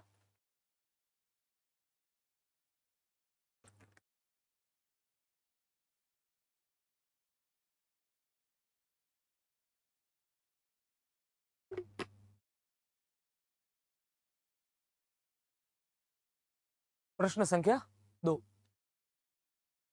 राजस्थानी लोक साहित्य की प्रमुख विशेषताओं पर प्रकाश डालिए। यानी कि राजस्थानी लोक साहित्य की क्या क्या खूबियां हैं इसके बारे में बताना है। राजस्थानी लोक गीतों की में यहाँ की संस्कृति किस प्रकार से निरूपित की गई है, यानी कि हमारे जो राजस्थानी लोक संस्कृति है, तो हमारा राजस्थानी लोकगीत है, इसमें हमारी संस्कृति से रिलेटेड कैसे इसके बारे में बताना है। तो देखो, राजस्थानी लोक साहित्य की पहली विशेषता वीर रस। अपन ने ये देखा कि माया थारा वो पूत कट है, तो ये एक रचना है, इसे समझो। इसमें कन्हैयालाल सेठिया ने कहा कि माया थारा वो पूत कट है, तो हल्दी घाटी में युद्ध लड़ो। इससे क्या होता है कि लोगों के अंदर संघर्ष करने की एक विश्वास पैदा होता है। अगला श्रृंगार रस, यानी कि हमारे यहाँ श्रृंगार इस प्रकार से, टाइपिंग मिस्टेक, यानी कि श्रृंगार रस किस प्रकार से, यानी कि अपन ने देखा कि ढोला मारू की रचना है, उसमें एक प्रेम निहित है, अद्भुत समझने है। दूसरी विशेषता प्रकृति का सानिध्य, यानी कि हमारे यहाँ की जो संस्कृति है, हमारे उसके अंदर जो प्रकृति का सानिध्य है, कैसे, तो आप समझ सकते हो कि अपन ने पढ़ा था कि जो फड़ चित्रकला होती है, फड़ चित्रण में क्या होता है कि जो चित्रकला चित्रण, फड़ चित्रण में ये होता है कि लोक देवताओं के अपन जीवन से रचनाएं करते, पर वो प्राकृतिक रंगों से संबंधित थी। तो अर्थात यहाँ पर भी प्रकृति का बहुत अमूल्य जो योगदान है। यहाँ मरुस्थल के कठिन भूगोल और सावन की फुहारों को लोकमानस में संजोया गया है, यानी कि यहाँ मरुस्थल में कठिन जो परिस्थितियां है उनके गीत गाए गए। जैसे अपन ने कहा अरणी डोरो, डोरो में ये होता है कि अपन ने कहा कि जब बेटी की विदाई होती है उस समय बेटी को कहा जाता है कि तेरे लिए बाबूसा ने वहां पे तेरे जो कुएं वगैरह खोदा है, इसलिए तेरे को वहां समस्या नहीं होगी। तो ये सारी चीजें लोगों को मोटिवेट करने की उस समय की परिस्थितियों के अनुसार गाए गए। दूसरा, सावन की जो फुहारों के बीच में जैसे गानों के सावन उतरे बेगाओ, अर्थात सिद्ध 16 श्रृंगार, यानी कि महिला कह रही है अपने हस्बैंड को कि मैंने 16 श्रृंगार कर दिए, संस्कार नहीं श्रृंगार, आप सावन उतर रहा है और आप जल्दी आओ मेरे से, क्योंकि अपन को पता है कि हमारे राजस्थान में कल्चर है कि जब पहली बार लड़की को जब श्रावण होता है तो उसको पीहर भेजा जाता है। अब वो पीहर में वहां बैठी अपने हस्बैंड का वेट कर रही है कि सावन उतरे बेगा आओ, तो अर्थात वो कह रही है सावन अब उतर रहा है और आप जल्दी आओ, हमारे जो इतने दिन विरह था अब अपन क्या करेंगे, मिलेंगे। तो ये अगला, तीसरी विशेषता इसकी मौखिक परंपरा और मेवाड़ी मारवाड़ी जैसी बोलियों का प्रयोग किया गया है। हमारे जैसे कि मेवाड़ की है, मारवाड़ की है, इस प्रकार की जो हमारी बोलियां है इसका प्रयोग किया गया है। तो इससे हमारी जो संस्कृति है, हमारे जो गीत है, ये क्या होते हैं, जीवंत पेश होते हैं। अगला, पारिवारिक ढांचा और धार्मिक आस्था। अब इससे पारिवारिक ढांचा और इससे धार्मिक आस्था क्या है, इससे हमारे जो लोक कथा है, इससे हमें हमारा जो जीवन है ये लोक मंगल होता है, इससे हमारे जो जीवन को एक नई दिशा मिलती है, इससे हमें गलत कर्म करने पर रोक लगती है, और बच्चों के जन्म वगैरह पे जच्चा वगैरह ऐसे गीत गाए जाते हैं। तो देखो, बच्चे के जन्म पर गाए जाने वाले जच्चा, विवाह के समय गाए जाने वाले बना बनी, अब विवाह पर कौन सा बना बनी गीत गाया जाता है, बच्चे का जन्म होता है तो जच्चा गीत गाया जाता है। फिर कांगशु गीत गाया जाता है, और विदाई के समय गाया जाने वाला ओलिव, जैसे कि ओलिव गणी आवे थारी याद गणी आवे। तो अब इस प्रकार से गीत गाए जाते हैं, क्योंकि बेटी की जब विदाई होती है तो वो हमेशा याद करती है, उससे संबंधित गीत गाए जाते हैं। यहाँ पारिवारिक संबंधों को दिखाते हैं, यानी कि ये इस प्रकार से गीत गाए गए हैं मांगनेयार हो गए। तो आप जब सुनोगे तो आपको वास्तविकता में, यदि आपकी बहन वगैरह है, यदि आपका भाई वगैरह है, आपको याद आ रही है, तो आपको वास्तव में आपकी आंखों में क्या आ जाएंगे, आंसू आ जाएंगे। भजन और हरजस के माध्यम से यहाँ की धार्मिक आस्था प्रकट होती है। भजन भी गाए जाते हैं, भजन से जैसे कि तेजाजी, बाबूजी, हड़बूजी, बहुत सारे हरजर की ओड सुनर में तो गई रे सत्संग में। तो ये क्या है, हरजा है, और हरजा के माध्यम से भी ओड सुन रहे हैं कि मैं चुनरी ओढ़ के गई कहाँ, हरि की भजन। अर्थात इससे ये भी संदेश मिलता है कि आजकल की अपन देखते हैं, हम कल्चर पे अपन को नहीं कहना चाहिए कि कोई भी बेटियां आजकल देखते हैं खुले मुंह जाती है, परंतु एक समय एक पवित्र मानना जाता है कि मुंह के ऊपर हमेशा कपड़ा होना चाहिए, किसी की गलत नजर नहीं जाए। तो ये चीजें कि ओड चुनर में तो गई रे सत्संग में। तो देखो,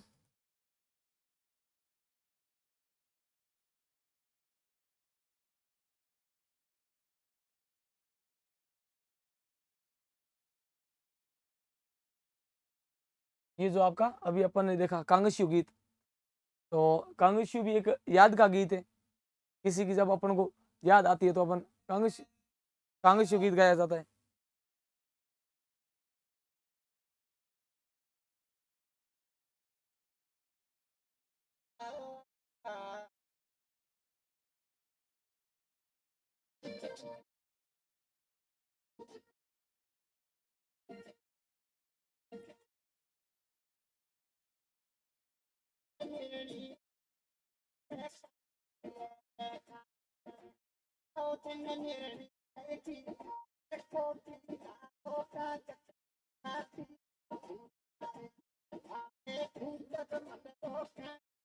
तो ये कांग्रेसी सॉन्ग है। दूसरा जैसे आप देख सकते हो हिचकी, जब किसी की याद आती है तो उसके समय ये हमारे राजस्थानी गीत गाए जाते हैं।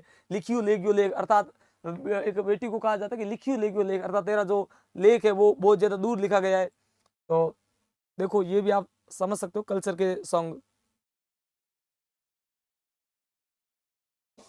एडवर्टाइजमेंट आएगा।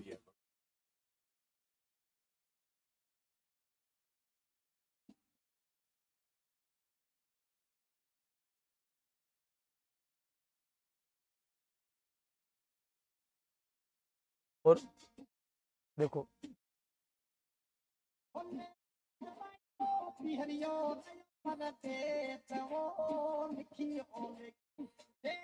अब देखो इसमें कहा गया कि लिखियो लेखियो लेख, अर्थात तेरा जो लेख है, अर्थात तेरा कर्म है, भाग्य लिख दिया गया है। तो पीवरियो रेगियो प्रदेश, अर्थात तेरे जो माँ का घर है, पिता का घर है, वो दूर रह गया, अब तेरे को ससुराल में रहना पड़ेगा।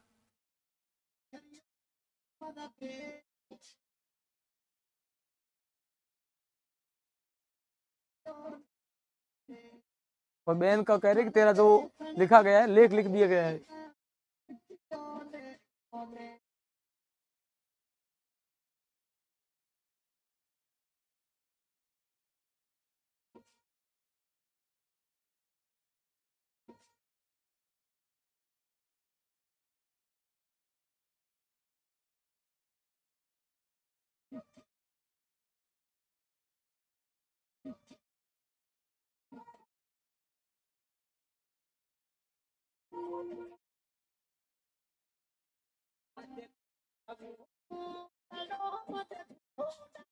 अब जब उस लड़की को अपने घर वालों की याद आ रही है, वो कह रही कि मेरे जो दादा अर्थात मेरे जो पिता का जो ननियाल है, वहां आज क्या हो रही है, बारिश हो रही है, धुंध लो, मतलब वहां पे मुझे बारिश आने के संकेत दिख रहे हैं।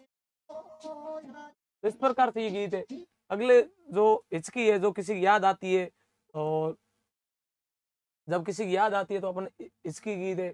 अगला जो बहन को बेटी की विदाई पर एक गीत गाया जाता है, मोरूड़ू।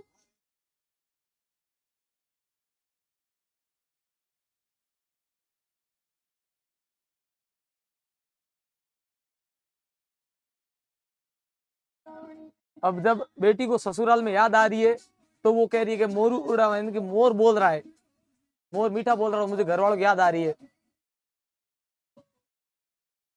ये इस प्रकार से सॉन्ग है। अगला ये आपके जच्चा, जो बच्चे के जन्म पे गाया जाता है वो जच्चा।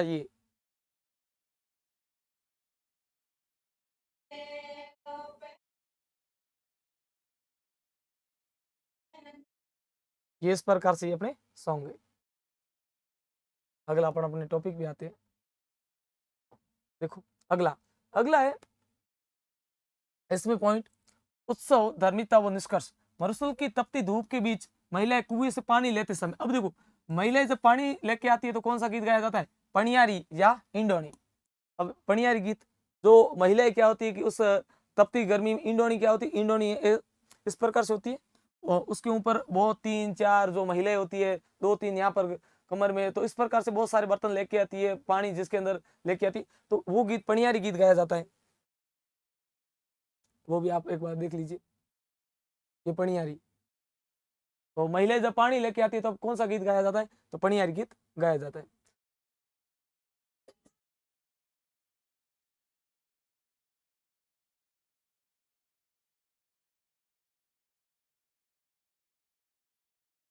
ये कह रही मेरे जो हस्बैंड है उन्होंने समझ तालाब खोदा है, इस प्रकार से गीत गाए जा रहे। तो अगला अगला है गीत गाकर थकान मिटाती है। अब पनियारी गीत है वो क्या, अपने हस्बैंड को याद करिए कि मेरे हस्बैंड ने जो तालाब वगैरह खोदा है, इससे वो उनको जो एक मन में संतुष्टि मिलती है, और इससे वो अपना जो थकान होती है इसको क्या करती है, कम करती है। अगला वहीं तीज और गणगौर जैसे त्योहारों पर गाए जाने वाले गीत राजस्थानी समाज को सामूहिक उल्लास और उसके पारंपरिक पहनावे जैसे लहरिया चुनर की सांस्कृतिक झलक पूरी दुनिया से सामने रखती है। अर्थात तीज त्योहार, बावड़ी ली डूबी गणगौर, तीज से जो फंक्शन है, वो सारे कार्यक्रम जो त्योहार है वो शुरू होते हैं और गणगौर को समाप्त होते हैं। तो तीज में वो जो वीरणी होती है वो अच्छे कपड़े पहनती है, जो चुनरी वगैरह ओढ़ती है, वो सारे सारे उसमें खुशी का माहौल होता है। ये पूरी एक इंडिया में राजस्थान की जो पहचान है उसको एक विशिष्ट दिखाता है। अगला राजस्थानी लोक साहित्य के संदर्भ में लोक सांस्कृतिक शब्दावली, अब हमारी जो यहाँ की शब्दावली कौन कौन सी, वो डिंगल और पिंगल भाषा का अंतर और इसकी भाषाई वैशिष्ट्य को क्या करना है, आपने को स्पष्ट करना है। तो राजस्थानी लोक साहित्य में लोक सांस्कृतिक शब्दावली का बहुत अधिक महत्व है, यानी कि हमारी जो संस्कृति है इसका बहुत ज्यादा क्या है, प्रयोग है। उदाहरण के लिए जब हम ओलियू, ओलियू का मतलब होता है किसी को याद करना, ओलियू के ओलियू गणी आवे अर्थात थारी याद गणी आवे, तो ये वो विवाह के बाद बेटी की विदाई के समय आने वाली गहरी याद को समेटे हुए। अब अपन ने पढ़ा ये जो गीत सुने इसमें वो बेटी की कहते हैं कि लिखी हुई लेख अर्थात वो उसके घर वाले कह रहे तेरा जो लेख है वो लिखा गया अर्थात हम इसमें अब कुछ भी नहीं कर सकते, अब तेरी याद हमें बहुत आ रही। तो ओलियू, ओलियू का मतलब याद आना, जब बेटी की विवाह के बाद उसकी बहुत ज्यादा याद आती है तो वहां पर गीत गाया जाता है ओलियू। अगला कागा, कागा सगुन से और जवाई दामाद के सत्कार को दिखाता है, अर्थात जो जवाई के अच्छे के लिए जो गीत गाया जाता है वो है कागा। अगला डिंगल शैली, डिंगल मुख्य रूप से पश्चिमी राजस्थान यानी कि मारवाड़ में, अब अपन ये देखा डिंगल, डिंगल जो कि पश्चिमी क्षेत्र राजस्थान में साहित्यिक भाषा है, इसमें मारवाड़ी भाषा का गहरा प्रभाव, और डिंगल में मारवाड़ी का बहुत ज्यादा गहरा प्रभाव है और इसका प्रयोग चारण कवियों द्वारा किया गया। डिंगल का प्रयोग किसके द्वारा किया गया, चारण कवियों द्वारा। पिंगल का भाट कवियों द्वारा, पिंगल पूर्व में, डिंगल दक्षिण में। अब देखो डिंगल, डी से डिंगल, डी से दक्षिण, डी से डिंगल सॉरी पश्चिम, दक्षिण। और ये है कि थोड़ा दक्षिण की तरफ आप थोड़ा समझ सकते हो उससे, क्योंकि रास्ता यहाँ तक जैसे जा रहा है तो ये तो अपना पूर्वी है, ये पिंगल का एरिया है और ये अपना जो डिंगल का ये पश्चिम। अब ये यहाँ तक जा रहे एरिया तो आप इसको मान सकते हो। अगला, इस भाषा का स्वभाव बहुत ही ओजपूर्ण, कड़क और मर्दाना, यानी कि हमारे यहाँ की जो भाषा है वो बहुत ज्यादा मर्दाना बड़ी भाषा, हो हेलो क्या हाल है क्या है, तो मतलब एक भाषा में मतलब जो स्वर है वो एक ऊंचा स्वर होता है, ऐसा नहीं मरे हुए नहीं बोलते हाँ काय काय का, इस प्रकार की भाषा नहीं है। अगला, इसलिए वीर रस यानी कि हमारी जो रचनाएं होती है वीर रस में की जाती है। कविता युद्धों और सजीव वर्णन लिखने का सर्वोत्तम मानी जाती है, अर्थात हमारी जो यहाँ की जो भाषा है इसके अंदर ओज होता है, यानी कि वाणी होती है बहुत ज्यादा क्या होती है, उच्च कोटि की होती है। अगला, पिंगल शैली का भाषा है, अब पिंगल पूर्व में बोल जाती है, इसके विपरीत पिंगल का मुख्य पूरी राजस्थान का साहित्यिक भाषा है, इसमें ब्रज भाषा का प्रभाव है, जैसे कि तुलसी सूरदास वगैरह ने जो रचनाएं की ब्रज भाषा, तो उसका आध्यात्मिक प्रभाव है का सुंदर मिश्रण मिलता है। इसका स्वभाव कोमल, अब इसके अंदर जो लोग भाषा बात करेंगे वो कैसे कोमल मधुर तरीके से, और गेय के पद होते जो श्रृंगार रस प्रेम और ऋतु वर्णनों के लिए सर्वोत्तम माने जाते। अब देखो डिंगल और पिंगल,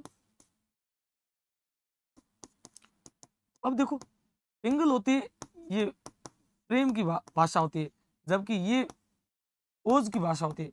ओज का मतलब एक वीर रस है, कैसा रस है, वीर रस, जिसके अंदर वीर की भावना है, फौज की आप समझ सकते हो युद्ध की भावना है, इसके अंदर प्रेम की भावना आती है जिसको अपन कह सकते हैं श्रृंगार रस। कौन सा रस, श्रृंगार रस है। अगला, राजस्थानी लोक साहित्य का भाषाई वैशिष्ट डिंगल, डिंगल की तलवार सी धार और पिंगल की पायल सी खनक समाहित है, यानी कि डिंगल में तलवार, यानी कि डिंगल में लोग जब डिंगल भाषा बोलते हैं तो उनके अंदर एक जोश पैदा होता है, जबकि पिंगल बोलते हैं तो पिंगल में पायल की खनक अर्थात उनके अंदर प्रेम का भाव पैदा होता है। किसका, प्रेम का भाव। अगला, अब प्रश्न 3 है वो दूसरे का तो था। अगला, राजस्थान की प्रमुख लोक कलाओं का वर्ण जो वर्गीकरण कीजिए, लोक कलाएं कौन कौन सी है। अपन को फड़ चित्रकला की विशेषता बतानी है और इसका सांस्कृतिक जो विशेषता है उस पर प्रकाश डालना है। तो देखो राजस्थान की प्रमुख लोक कलाओं को 5 भागों में बांटा गया है। पहला है मृण्मय कला अर्थात मिट्टी शिल्प, जैसे मोलेला, टेराकोटा, यानी कि जो पहली हमारी जो कला है वो पहली कौन सी है, मृण्मय अर्थात मिट्टी के पदार्थ, मृण्मय अर्थात मिट्टी के पदार्थ, जिसमें पहली कौन सी है, टेराकोटा। दूसरी है भित्ति चित्रण, जैसे कि मांडना, सांझी, यानी कि दीवारों पर चित्र वगैरह बनाना, अपने जैसे कि घरों में होता है ऐसे शादी वगैरह है तो गाँव में आप आज भी देखते हो मोर ढीलड़े बीज इस प्रकार जो चीजें बनाई जाती है वो सारी सारी क्या है, भित्ति चित्र। अगला पट चित्रण, पट यानी कि फट जैसे पिछवाई, जैसे कि अपन ने अभी पढ़ा देवनारायण जी वगैरह, इनकी जो बारे में जितनी भी रचनाएं की गई वो जो अपन कह सकते हैं उसके ऊपर कपड़े के ऊपर की गई है, तो वो हो गई पट चित्रण। अगला काष्ठ कला। काष्ठ का मतलब जैसे कि लकड़ी पर की जाने वाली कावड़ और बेवाण वगैरह, इन पर बेवाण में समझते हो, कावड़ वगैरह, इन पर जो कला होती है वो। अगला है कठपुतली कला। कठपुतली आपको पता ही, कठपुतली बनाते हैं। कठपुतली कहती है कि मुझे जिंदगी में आप ऐसे मत पकड़ के रखो, मुझे स्वतंत्र होना है, मुझे तोड़ दो, मुझे खोल दो। वो कह रही है कि आप अपने हाथों से मुझे घुमाते हो तो मुझे अच्छा नहीं लगता है। तो राजस्थान की प्रमुख कलाएं 5 भागों में बांटा गया। पहला मृणमय, अर्थात मिट्टी, जो मृणमय कला का मतलब होता है जो मिट्टी से बनाए जाते हैं, जैसे अपन ने टेराकोटा पढ़ा। दूसरा भित्ति चित्रण, जो दीवार पर बनाए जाते हैं, मांडना और सांझी पढ़ा। तीसरा पट चित्रण, जो कि अपन पढ़ा कि फट चित्रण होता है जिसके अंदर एक कपड़े पर बनाया जाता है। चौथी अपन ने पढ़ा काष्ठ कला, जो एक लकड़ी पर बनाई जाती है जिसमें अपन ने कावड़ पढ़ा। और 5वीं है कठपुतली कला। अगला फट चित्रकला की विशेषता, यानी कि फट चित्रकला की विशेषता क्या है। भीलवाड़ा के शाहपुरा। अब भीलवाड़ा के शाहपुरा में जोशी परिवार द्वारा जीवित रखी गई फट चित्रकला मूल रूप से एक लंबे सूती कपड़े प्राकृतिक रंगों में उकेरी जाती है। अब फट चित्रकला किसके द्वारा, भीलवाड़ा के कौन सा, शाहपुरा के अंदर कौन सा परिवार, जोशी परिवार, वो आज भी इस कल्चर को क्या लेके बैठा है। और ये कौन से कपड़े, ये एक सूती के कपड़े, सूती के कपड़ों में प्राकृतिक रंगों को क्या करते हैं, उकेरते हैं। अब इसमें किसी लोक देवता जैसे पाबू जी है, देव नारायण जी है, इनके जीवन की घटना, पूरे जीवन की जो घटनाएं हुई है, उनके चमत्कार हुए, युद्ध हुए, उनका चित्रण किया जाता है। जैसे कि बाबू जी का जिस प्रकार जन्म हुआ, उसके बाद में उन्होंने किस प्रकार से युद्ध किए। अपन ने देखे कि वो युद्ध करते हैं, अपनी बहन की जो गाय छुड़ाने के लिए जाते हैं, उसके बाद वो शादी करते हैं, शादी के बाद में 3 जो फेरे होते हैं, उसके बाद में पल्ला काट देते हैं, उसके बाद उनकी किस प्रकार से डेथ वगैरह होती है, पूरा एक उनके परिचय वगैरह सारा चित्रण किया गया है। हर चित्र में पात्रों को चेहरे सम्मुख न होकर परस्पर होती है। अगला चलते फिरते मंदिर के रूप में फड़। अब जो फड़ है वो चलते फिरते मंदिर के रूप में, वो कैसे, क्योंकि अपन फड़ के माध्यम से पूरी उस देवता के बारे में जानकारी प्राप्त कर लेते हैं।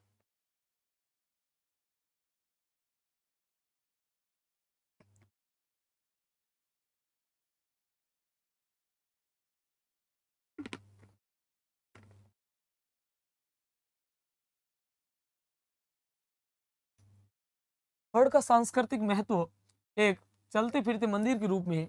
ग्रामीण क्षेत्रों में जब नायक जाति की भोपे, अब प्रश्न आ जाए कौन सी जाति, नायक जाति की भोपे, नायक जाति की भोपे और भोपी रावण हत्था या जंतर बजाते हुए रात भर गाकर इस फट चित्रण का वाचन करते हैं। तो ये कला लोक आस्था, नैतिक मूल्यों की शिक्षा और समाज को अपनी जड़ों से जोड़े रखने का एक अत्यंत सशक्त माध्यम बनती है। अब देखो फट चित्रण है वो कौन सी जाति के द्वारा, नायक जाति, नायक जाति की भोपी और भोपियां क्या करते, रात भर उसका क्या करते, वाचन करते। कौन से यंत्र से, तो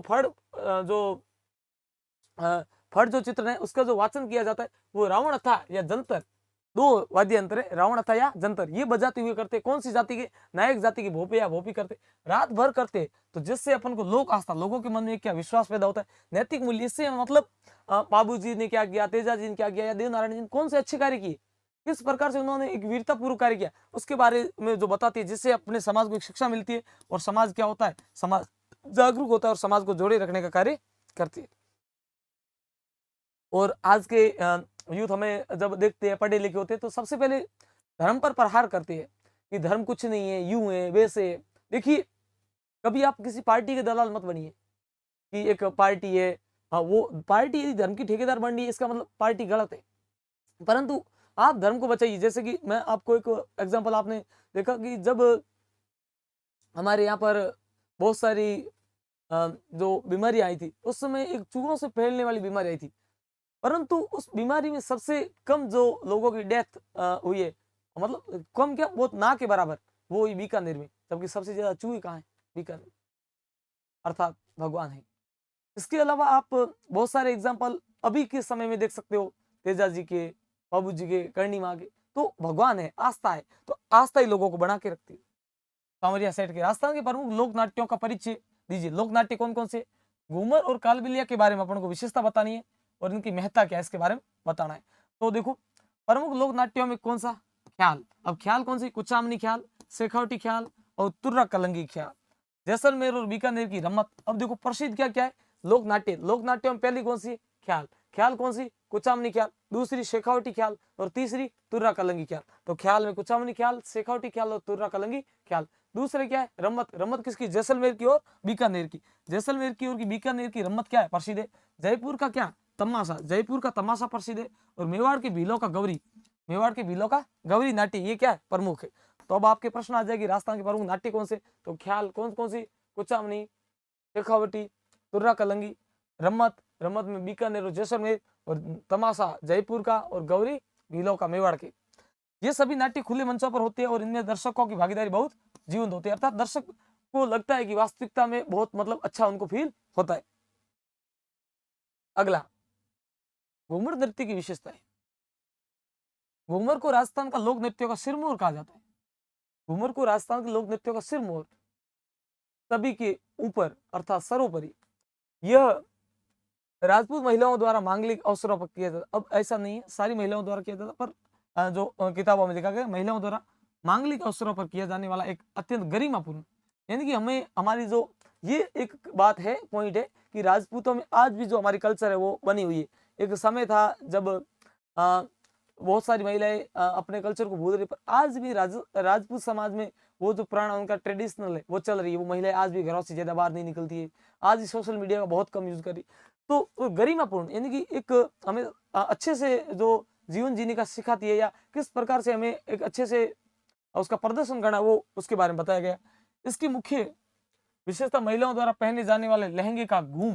घूम का मतलब घेरा। अपन ने देखा था घूमर पहले कि सारी महिलाएं एक ही तरीके से घूमती है, ऐसा नहीं कि अपने यहाँ की महिलाएं होगी एक उधर नाचेगी दूसरी इधर नाचेगी, इस प्रकार से नहीं होता। जो घूमर प्रॉपरली जो महिलाएं करती है उनका लय और ताल एक साथ होगा, एक अच्छा सा होगा, और धीमी वो सजे हुए कदमों की गति है। हमारे यहाँ की जो हम यहाँ के देख सकते हैं जनरली महिलाएं डीजे नाइट होती है तो वो घूमना नहीं, घूमर के नाम पे जैसे अपन मान सकते ढोल थाली गीत होता है, उस पे हमारे यहाँ के लोग महिलाएं प्राचीन समय ठीक। आजकल की तो कुछ नहीं, कूदना बस, एक एक यहाँ पर कूदेगी, यहाँ से भागती हुई सीधी वहां जाएगी, वहां से कूदती हुई वापस यहाँ आएगी, वहां जाएगी। ये नृत्य नहीं है जो नारी की शालीनता और सौंदर्य को प्रदर्शित करती है। यानी कि घूमर से महिला की शालीनता यानी कि वो कितनी धीमी है, उसकी जो चहल पहल है वो बहुत ही ज्यादा सामान्य है, और सौंदर्य उस महिला का जो लहंगा पहनने के बाद में कितनी खूबसूरत लगती है उसके बारे में बताया गया है। अगला, कालबेलिया नृत्य का वैश्विक स्थान। अब विश्व में क्या स्थान है? कालबेलिया नृत्य अपनी अत्यधिक तेज गति, बहुत ही तेज चपलता और बीन डफ की धुन पर सांप की तरह बलकाते हुए शारीरिक संतुलन के लिए जाना जाता है। अर्थात ये क्या करते हैं, इनकी जो गति होती है बहुत ज्यादा तेज होती है। ये सांप बीन डफ यानी डफ जो वाद्य यंत्र है उसके द्वारा ये गाया जाता है, और सांप की गति ये ऐसे ऐसे चलते रहते। वैश्विक महत्ता की बात करें तो इसे 2010 में, कब 2010 में यूनेस्को की अमूर्त सांस्कृतिक विरासत में शामिल किया गया है। 2010 में किया गया। अगला, अगला है राजस्थान के लोक जीवन में संस्कार गीतों। अब देखो कौन से गीत?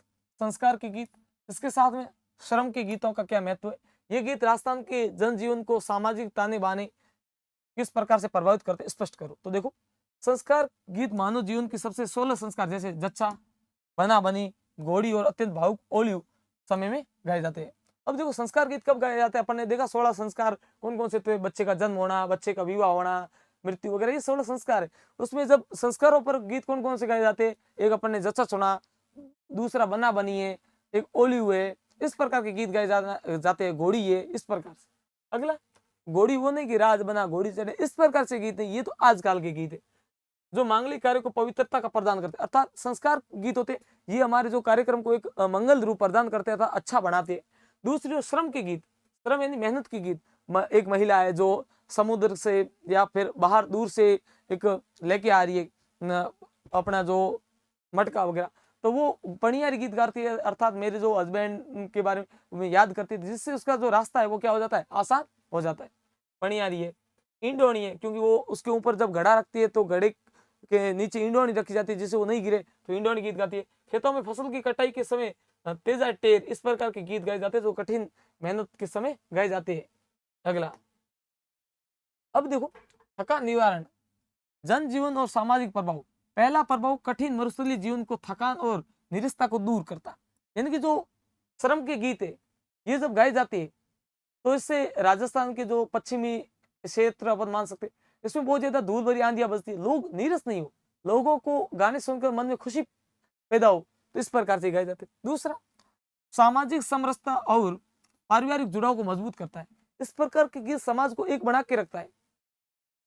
विवाह के सीठनी यानी कि परिहास गीत रिश्तों में झिझक दूर कर आपसी प्रेम को बढ़ाते। अब जो सीठनी होती है, सीठनी गीत बहुत ज्यादा लोग आपसी प्रेम को बनाए रखते हैं।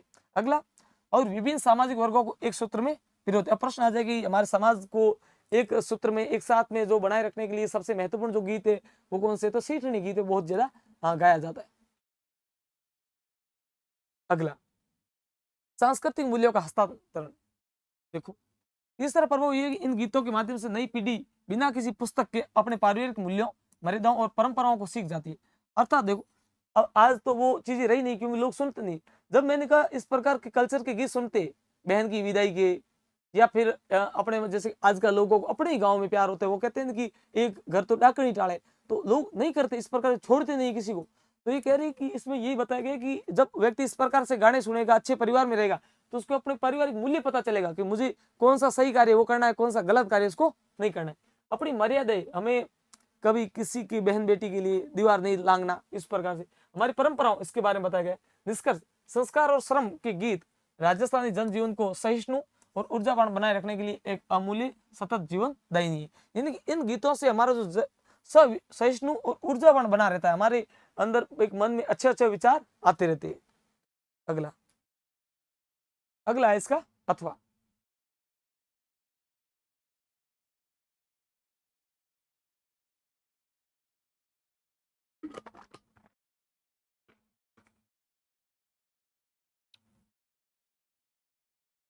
राजस्थान के प्रमुख पारंपरिक लोक वाद्यों का वर्गीकरण करते हुए आधुनिक हिंदी सिनेमा, अब हिंदी सिनेमा बॉलीवुड में राजस्थानी लोक संगीत के प्रयोग और उसके प्रभाव को समीक्षा कीजिए। तो देखो, बनावट के आधार पर लोक वाद्यों को 4 भागों में बांटा गया है। जो वाद्य यंत्र होते हैं उनको कितने भागों में बांटा गया है? 4। पहला है तत्वाद्य यंत्र। तत्वाद्य यंत्र वो होते हैं जो तार से बजते हैं, जैसे रावण हत्था के अंदर तार होती है, और रावण, अपन ने पढ़ा था कि जब वो फड़ गाते तो रावण हत्था का प्रयोग करते। दूसरा है कमायचा है रावण हत्था, इसके अंदर क्या होती है? तार होती है, ये तत्वाद्य यंत्र है। अगला सुशीर वाद्य यंत्र, वो जो फूंक देकर मुंह से बजाया जाता है, फूंक वाले, जैसे राज्यवाद, अलगोजा, बांकिया। अब तार से बजने वाले कौन से? रावण हत्था और कमायचा। रावण हत्था और कमायचा किससे बजते? तार से। अब अगला है जो सुशीर वाद्य यंत्र, जो फूंक से बजते हैं, जैसे अपन ने पढ़ा कि राजवाद्य, अगला अलगोजा और बांकिया। अगला है औन्नत वाद्य यंत्र, चमड़े की कौन कौन से होते हैं? जैसे चंग है, नगाड़ा है, जिसको अपन इस प्रकार से बजाते हैं, मोदी जी बार बार बजाते रहते वो। अगला घन वाद्य यंत्र है, धातु के बने होते हैं, जैसे खड़ताल है, मंजीरा है, ये धातु के बने हुए होते हैं। तो ये अगला है सिनेमा में लोक संगीत का प्रयोग, यानी कि जो सिनेमा में हमारे यहाँ का राजस्थानी जो लोक संगीत है, इसका प्रयोग। देखो, बॉलीवुड फिल्म संगीतकारों ने राजस्थान की समृद्ध मांड गायकी, लोक धुनों और पारंपरिक गीतों का भरपूर प्रयोग किया है। आप देखना, बहुत सारी फिल्में हैं, उसके अंदर आप अपना राजस्थानी गीतों को, मर्यादाओं को बनाए रखने के लिए सबसे जो अच्छा चैनल है, जिसका नाम वीणा जो चैनल, इसके ऊपर राजस्थान के सारे गीत, या फिर आप सर्च करना मांगनियार जो गीत है, ये हमारी संस्कृति को बचा के रखे। अब इनकी जो आज से आप 10 साल पहले जो गीत थे, वो गाने का तरीका बहुत ही अच्छा था। अब क्यों आजकल इंस्ट्रूमेंट ज्यादा आ गए तो उनका वो तरीका बदल रहा है, इसको अपन ज्यादा बढ़ावा नहीं दे रहे इसलिए। और आप इंस्टाग्राम पे वगैरह सामान्य रीलें देखते हो तो पुराने गीत आज ट्रेंडिंग में चल रहे, क्यों? अब लोग सुनना पसंद करें। और ये सेम पुराने जो गीत है, इनकी जो धुन वगैरह है, वो सिनेमा में बहुत ज्यादा यूज हो रखी है, बड़े बड़े गानों। पधारो म्हारे देश, इसकी केसरिया बालम जैसी मांड वासिंदों की फिल्में, जैसे रुदाली है, लम्हे है पहली, इन जो फिल्मों में ना निम्बूड़ा, चौधरी, घूमर, इस प्रकार के गीत है, वो उनके प्रयोग किए गए। इससे साफ देखी जा सकती है, यानी कि जो रुदाली फिल्म है, लम्हे फिल्म है, पहली फिल्म है, इसके अंदर राजस्थानी गीतों का बहुत ज्यादा क्या प्रयोग किया गया है। अगला सकारात्मक व चिंताजनक प्रभाव। सकारात्मक प्रभाव यह हुआ कि लोक संगीत पूरी दुनिया तक पहुंचा और कलाकारों को अंतर्राष्ट्रीय मंच मिले, यानी कि इससे हमारी खुशी है। हमारा जो, जैसे अपन ने बात की थी शुरुआत में दप्पू खान जी की, तो दप्पू खान जी के माध्यम से हमारी जो यहाँ की कल्चर है, फोक सॉन्ग है, वो एक पूरी विश्व लेवल तक पहुंचा। तो ये हमारे लिए क्या है, बहुत ज्यादा खुशी की बात है। हमारे यहाँ के लोग आगे जाए, जिससे हमारा जो कल्चर है वो प्रमोट हो। वहाँ के लोग जब यहाँ आएंगे तो भी वो इन चीजों को सुनेंगे। अगला, हालांकि वैश्विकता के कारण मूल लोक धुनों के साथ पाश्चात्यवादी यंत्र, ड्रम और सिंथेसाइजर के अत्यधिक प्रयोग से लोक संगीत की मूल सादगी और आत्मिक शांति कहीं ना कहीं कम होती जा रही है। मैंने यही बात की, आज से 10 साल पहले के आप गाने सुनना, उसके अंदर किसी भी प्रकार का कोई वाद्य यंत्र फालतू का यूज किया नहीं गया, उसके अंदर नॉर्मली गाने गाए गए और व्यक्ति का जो वास्तविकता में धुन था वो बहुत ज्यादा अच्छा था। क्यों? क्योंकि उसके अंदर व्यक्ति को खुद को मेहनत करके गला फाड़ के उसको गाने गाने पड़ते थे और उसकी जो एक बहुत ही ज्यादा अच्छे लोगों को सुनने में मजा आता था। और मंगनियारों के इस प्रकार के गाने होते थे जो बिना संगीत के, आजकल तो डिस्को में कुछ सुनाई नहीं देता, पेटी पे इस प्रकार से लोग ढोलक पे इस प्रकार से गीत गाते कि लोगों को वास्तव में रोना आ जाता था। जबकि आज वो चीजें नहीं रही, क्योंकि हम पाश्चात्य संस्कृति के कारण नई नई चीजों का, तकनीकों का प्रयोग कर रहे, जिससे हमारी जो प्राचीन जो चीजें, वो जो राग है वो आज समाप्त हो चुकी है। आगे अब 5वां प्रश्न है, राजस्थानी लोक साहित्य के अंतर्गत प्रसिद्ध लोक गाथाओं को, सांस्कृतिक और सामाजिक महत्व को रेखांकित कीजिए। और हमारी जो संस्कृति के जो गाथा है वगैरह, इसका जो सामाजिक महत्व है उसको बताना है। इसके साथ में ढोला मारू और राजा भर्तरी की जो गाथाओं का वर्णन करना है। तो देखो, लोक गाथाओं में तात्पर्य लंबी वर्णनात्मक कविताओं या कथा गीतों से है, जिसमें नायक के जीवन, शौर्य और प्रेम का सामूहिक गान होता है। अब देखो, लोक गाथाओं में क्या होता है कि कोई भी व्यक्ति के जीवन की, उसके शौर्य की और उसमें प्रेम है, उसका एक मेल मिलाप होता है। सामाजिक महत्व स्तर पर ये गाथाएं ग्रामीण समाज में वीरता। अब लोक गाथाओं से क्या होता है, एक व्यक्ति के अंदर वीरता का भाव पैदा होता है कि वास्तव में बाबू जी ने ऐसा किया, मैं क्यों नहीं कर सकता। स्वाभिमान, यानी कि लोगों के मन में विश्वास पैदा होता है कि अपन ने देखा कि रानी लक्ष्मीबाई ने अपना स्वाभिमान नहीं छोड़ा, तो सॉरी, महाराणा प्रताप जी का अपन उदाहरण ले सकते, तो महाराणा प्रताप जी ने अपना स्वाभिमान नहीं छोड़ा। तो ये गो रक्षा, जैसे अपन तेजाजी बाबू जी, इनकी रचनाओं से अपन देख सकते हैं, उन्होंने गायों की रक्षा की। वचन, यानी कि तेजाजी ने वचन की किस प्रकार से पालना की, उच्च नैतिक मूल्यों का संचार करती है। यानी कि लोक कथाओं से अपन को, लोगों को एक बात पैदा होती है, विश्वास पैदा होता है कि वो लोगों ने उन्हें इतने अच्छे कार्य किए, तो हम क्यों नहीं कर सकते। अगला, ढोला मारू लोक गाथा। ये राजस्थान की सबसे लोकप्रिय प्रेम प्रधान लोक गाथा है। इसका मूल कथानक नरवर के राजकुमार ढोला और पूगल की राजकुमार मरवानी, बाल विवाह, लंबी जुदाई, विरह और अनेक बाधाओं को पार करने वाले पुनर्मिलन पर आधारित है। ये गाथा समाज को प्रेम की पवित्रता और धैर्य की शिक्षा देती है। अपन ने ये देखा, पहले अपन ने शुरुआत में सुनी थी कि किस प्रकार से वो वहां जाते हैं, उसके साथ में लड़का सोया हुआ होता है जबकि उसकी बहन होती है, फिर वो विश्वास करते हैं, किस प्रकार से एक पवित्र प्रेम के बारे में बताया गया है। अगला है गोपीचंद भर्तरी लोक गाथा। ढोला मारू के विपरीत ये गाथा वैरागी, त्याग और संन्यास की भावना पर आधारित है। ये उज्जैन के राजा भर्तरी की कथा। अब उज्जैन के राजा कौन थे? भरत थे। उनकी भर्तरी की कथा है, जो सर्व सुख संपन्न राजा होने के बावजूद गुरु गोरखनाथ की प्रेरणा से राजपाट त्याग कर जोगी बन जाते। यानी कि राजा भरत, जिनके पास में इतना सारा धन था, उन्होंने उनको ऊपर गुरु गोरखनाथ की दीक्षा पड़ी और उन्होंने धन वैभव सब छोड़ दिया और वो जोगी बन गए, अर्थात उन्होंने सब कुछ छोड़ दिया। उन्होंने कहा कि जो अब तो भवसागर को पार करना है तो भगवान का नाम लेना पड़ेगा। ये गाथा ग्रामीण समाज में जीवन की नश्वरता और आध्यात्मिक शांति को दार्शनिक संदेश देती है। यानी कि हम जिंदगी में इतना सारा धन वैभव, धन धन पैसा पैसा करते रहते, परंतु हमें ज्यादा इन चीजों पे ज्यादा ध्यान नहीं देना चाहिए। हमें सांसारिक चीजों को समझना चाहिए। एक समय बाद हम मरने वाले हैं और हमें ज्यादा इन चीजों में नहीं इंक्लूड रहना चाहिए। तो एक जो प्रेम के बारे में बताती है, दूसरी जो अपन को सांसारिक जो नश्वरता है इसके बारे में संदेश देती है। अगला, नायक जाति की भोपाओं द्वारा बाबूजी की फड़ की प्रस्तुति किस प्रकार से की जाती है, यानी कि कैसे करते। लोक देवता तेजाजी, देवनारायण जी, रामदेव जी की सायल लोक गाथाओं की तुलनात्मक परिचय दीजिए। तो देखो, यानी कि एक फड़ किस प्रकार से नायक जाति के लोग जो रावण हत्या से गाते हैं, भोपे और भोपियां, उसके बाद में जो तेजाजी बाबूजी, इनके बारे में कुछ बताना है। तो देखो, बाबूजी लक्ष्मण जी का अवतार है। बाबूजी किसका अवतार है? लक्ष्मण जी का अवतार है। गो रक्षक माने जाते हैं। नायक जाति के भोपे हाथ में क्या लेते हैं? रावण हत्या वाद्य यंत्र लेकर बाबूजी के शौर्य के प्रसंगों को गाकर सुनाते और भोपा गाते हुए नृत्य भी करता है। यानी कि बाबूजी को रावण लक्ष्मण का अवतार माना जाता है। और ये क्या करते हैं कि बाबूजी को अपन गो रक्षक मानते। इनके जो गाई जाती है, जो भी जैसे अपन उसको कथा गाई जाती है, वो नायक जाति के भोपे जो रावण हत्या वाद्य यंत्र लेकर इनके बारे में सुनाते। भोपा गाते हुए क्या करते, नृत्य भी करते, जबकि भोपी हाथ में लालटेन लेकर फड़ के उन विशिष्ट चित्रों को उजागर करती है। तो देखो, जब बाबू जी का फड़ चित्रण होता है, फड़ का वाचन होता है, तो फड़ वाचन के समय जो बाबू जी को एक तो गायों का देवता माना जाता है, दूसरा बाबू जी जो है वो अपने लक्ष्मण के अवतार माने जाते हैं। इसके साथ में बाबू जी की जो की जाती है ये फड़ चित्र वाचन, ये नायक जाति की भोपे और भोपियों द्वारा की जाती है।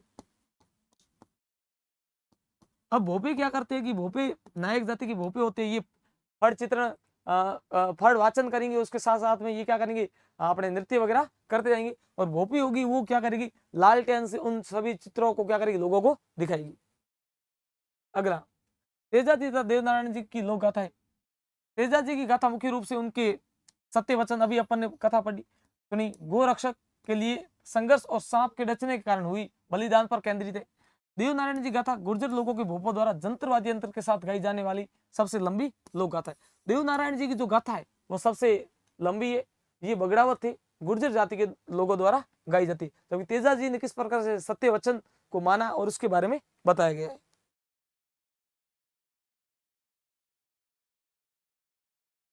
ये जैसे राजा गोपीचंद की कथा,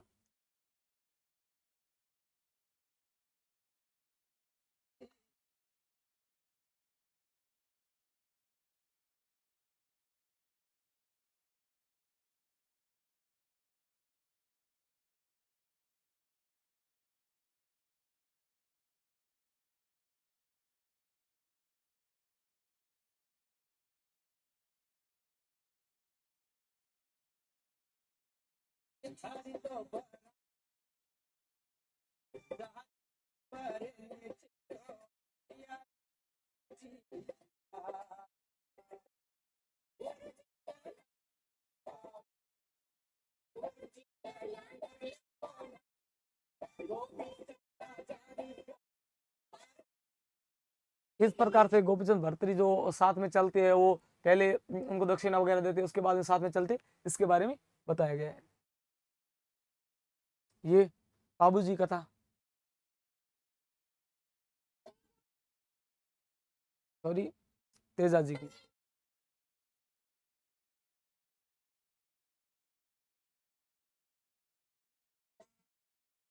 वो खेत खेल जोतने के लिए जाते हैं, उनकी माँ कहती है कि तेजा जा खेत जोतने के लिए, तो तेजा जी कहते हैं कि मैं तो अभी बच्चा हूँ अभी तक।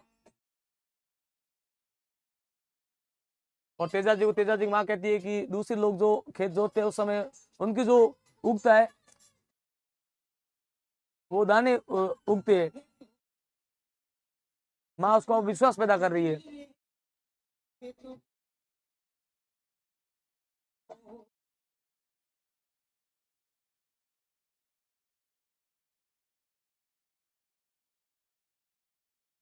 बाबू जी की आप देख सकते हो सामान्य किस प्रकार से हमारी संस्कृति को आज भी जिंदा रखते, वो चीजें अपन को समझने में आसानी होती है। अगला, बाबा रामदेव जी। बाबा रामदेव जी के सायल व अंतिम तुलना। रामदेव जी के भजनों में सायल और ब्यावले कहा जाता है। इनकी रामदेव जी के जो भजन होते हैं उनको या बाबा सायल या फिर उनको ब्यावला कहा जाता है, जिसका मुख्य केंद्र सामाजिक समरसता और पीड़ितों का उद्धार है। यानी कि सायल के माध्यम से जो पीड़ित लोग होते हैं उनका उद्धार करना है, भला करना है। निष्कर्ष, बाबूजी और तेजा जी की गाथा शौर्य वो गो रक्षा को दर्शाती है। यानी कि बाबूजी और तेजा जी है, इनकी जो रचना है किसको दर्शाती है, शौर्य गाथा और गाय की रक्षा को दर्शाती है। वहीं देवनारायण जी गाथा किसको, पौराणिक चमत्कारों को दर्शाती है। अपन आज भी देखते हैं कि देवनारायण जी का बहुत ज्यादा पर्चा चलता है, जिससे लोग कैंसर वगैरह पीड़ित होते हैं उनका सही हो जाता है। वहीं रामदेव जी की गाथा होती है वो भक्ति का संदेश देती है और समाज में भक्ति का और अच्छे कार्य करने का संदेश फैलाती है। इसी के साथ में अपनी ये क्लास पूरी होती है। आप सभी ने क्लास को एंड तक देखा होगा। एग्जाम टॉपर के साथ बने रहे। आप सभी का बहुत बहुत धन्यवाद। आपके उज्जवल भविष्य की कामना। Thank you.